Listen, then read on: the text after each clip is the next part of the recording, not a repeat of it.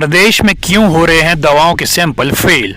कौन नहीं कर पाया इस पर नियंत्रण? अधिकारियों पर लगते हैं कई आरोप और विभाग होता रहा है बदनाम।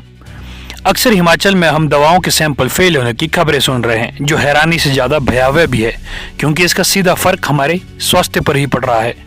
और हिमाचल में बनी heart attack, blood sugar, cancer आदि 23 दवा के सैंपल अब फिर फेल हो गए हैं। बता दें कि केंद्रीय औषध मानक नियंत्रण संगठन और स्टेट ड्रग कंट्रोलर की ओर से देश भर के दवाओं के सैंपल लिए गए थे, जिसमें से 67 सैंपल फेल पाए गए। हैरानी की बात यह है कि इनमें से अकेले हिमाचल में बनी 23 दवाएं शामिल है, जो कि मानकों पर सही नहीं पाई गई। हिमाचल में जिन दवाओं के सैंपल फेल हुए, उनमें सबसे ज्यादा सोलन जिला में 12, सिरमौर में 10 और एक दवा कांगड़ा में बनी है। उधर दवाओं के सैंपल फेल पाए जाने के बाद अब CDSCO ने अलर्ट जारी कर दिया है। साथ ही उद्योगों को कारण बताओ नोटिस भी दिया गया है।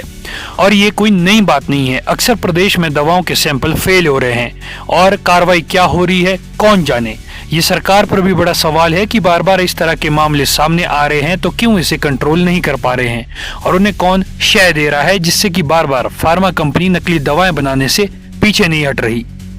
असल में इस विभाग को हमेशा से ही मलाईदार विभाग माना जाता है और हमेशा से ही इसके उच्च पद को लेकर लॉबिंग होती रही है और कहीं ना कहीं इस पर भ्रष्टाचार के आरोप भी लगते हैं। ऐसे में कैसे विभाग अपनी छवि सुधारेगा, ये भी चुनौती है।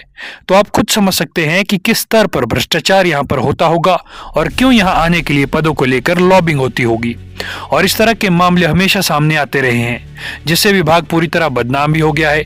अब ऐसे में सरकार के पास भी बड़ी चुनौती है कि इन मामलों को कैसे नियंत्रित किया जाए, भ्रष्टाचार में लिप्त लोगों को कैसे पकड़ेंगे और ऐसी क्या कार्रवाई उन पर की जाएगी जिससे कि आगामी समय में इस तरह के मामले न आए और उन पर अंकुश लगे और फार्मा कंपनीज इस तरह के कुकृत्य करने से घबराए।